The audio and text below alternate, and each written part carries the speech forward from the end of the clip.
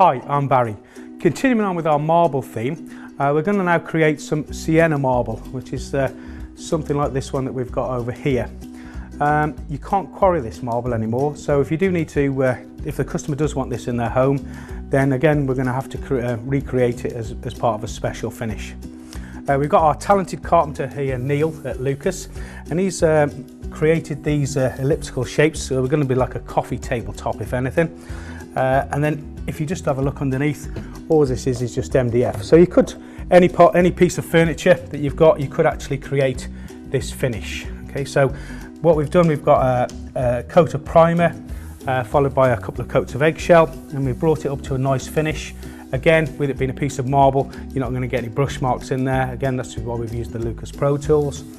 Okay, so again, we've brought in Andrew Holland from Holland Finishes, and our expert marble engrainer, and he's going to just run through all the colours that we need just to create this, the first stage of a piece of Sienna marble. Right, so over to you. Great, thanks Barry. We'll be using the same tools as we did with the Carrara marble. Yeah. And we'll be using the same polyvine, and the only thing different that we'll be using is the colours. And we have Hansa yellow, that's an acrylic finish. Yeah. We have yellow ochre, we have raw sienna, we have burnt sienna, Payne's grey, and titanium white. And again, like with the Carrara, this is all water-based products. Yeah. It dries much quicker than the traditional oil, and we don't have the problems with it yellowing like we did with the traditional oil. So what we'll start with, Barry, we'll apply the polyvine scumble glaze to the surface, and we'll use one of these brushes, which is a Lucas brush. It's a big surface to do, so it's going to be a bit of a challenge, but we'll give it a go. We can apply this just like you would an ordinary water-based varnish, but we'll brush it out nice and thinly, Barry. Right, so not too thick on this one? Not too thick, and then that allows the paint colours to apply to the surface. Because it's quite a dark colour, we need a lot more colour on the surface than we did with the Carrara marble.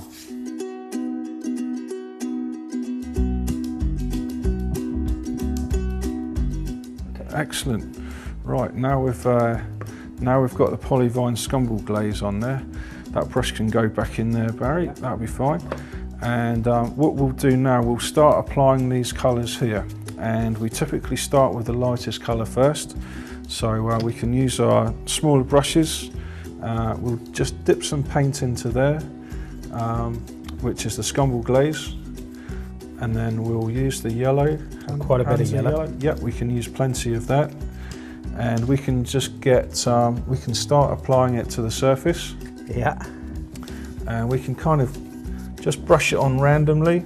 Don't worry about the brush marks at this point. And as painters and decorators, we always want a nice even finish, but when so it goes against the grain of it, doesn't it? It does, exactly that.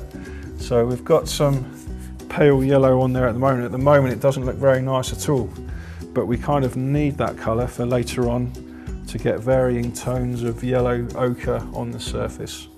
So just all over sort of mishmash. Yep, you can blend that a little bit more together. Top, yeah. Yep, that'll be fine.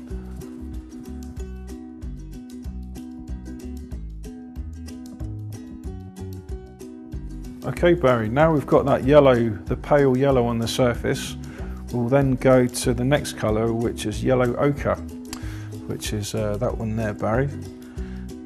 Just before we go into that, you'll see you've got yours is, it's like you've got a darker area at the top in the yellow. That's right. And then lighter at the bottom. That's right. And I've tried to sort of replicate that on here as well. Yes. What's the reason for that? It's a good question. What I generally like to have is the darker colours. We'll be applying darker colours to the surface, and I always like to have slightly darker colours at the bottom of a panel. Just as kind of aesthetically it looks better that way, where you've got more weight at the bottom. And even with the veining, I'd like to have kind of darker veins going through the bottom. So what we'll do now, we'll use the yellow ochre, which is that colour there, and we'll just use the same brush Okay. Because it's a stronger colour that we'll be using. What we'll do, we'll just fill in these spaces with some of this yellow ochre. We'll put some around the face, and then it's just randomly putting it on there. We don't need to cover the entire surface with this. We just want to fill in, having some kind of patch areas, and eventually we'll be creating some kind of lozenge shapes, and we'll be using the sea sponge to manipulate the paint and blend it all together. So at the bottom I'll put quite a lot more, like more down in ochre. this bottom section. Yes, yeah.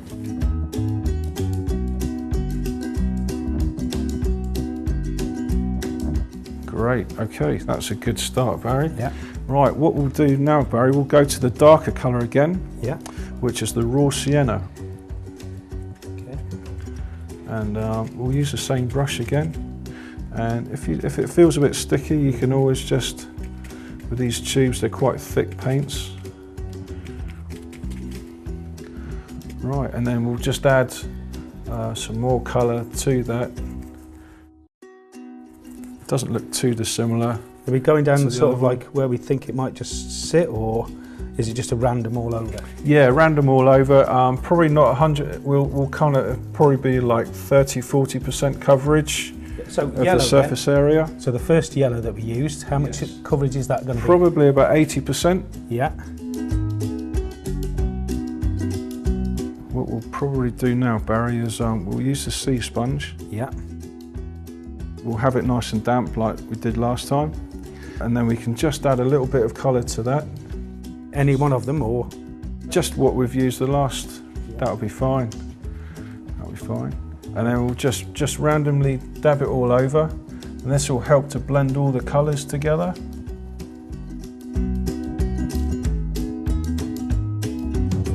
That's good. Anything else?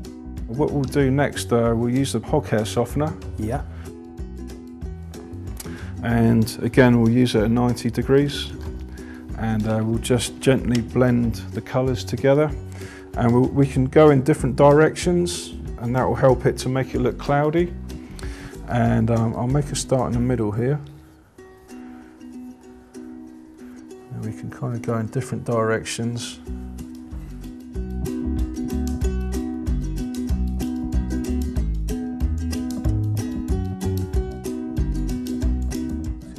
Yeah, that's fine. Yeah, we can blend it. It can be a little bit more aggressive there, Barry. Yeah. And you can kind of stipple this out a little bit. Just where it's a bit too dark, you think? Yeah, just so it's a little bit more blended.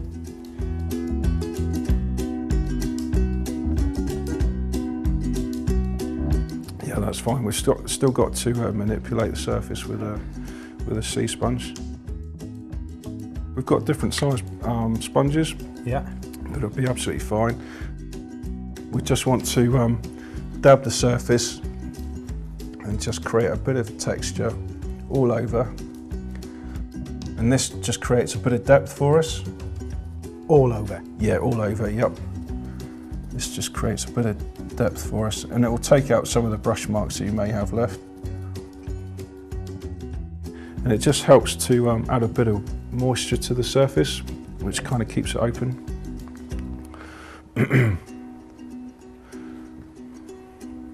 And yeah, very good, Barry, that's good. That's all over, you're very good. And what we'll do now, we'll just use a badger hair softener. Yeah. Which again, we'll use at 90 degrees. And the tips are very soft, and we can blend the colours and it will look even more cloudy. Yeah. And that's a really good background for us to then go to the next stage of doing the veining. So this is just the first part, and then we're going to move into the veining afterwards then, yes, yeah? That's right. Great, so we'll just soften it all over, 90 degrees. Just be very gentle. You don't have to hardly touch the surface. And oh, I can see it now. It's taken away all those little faint brush marks I had. That's right, yep.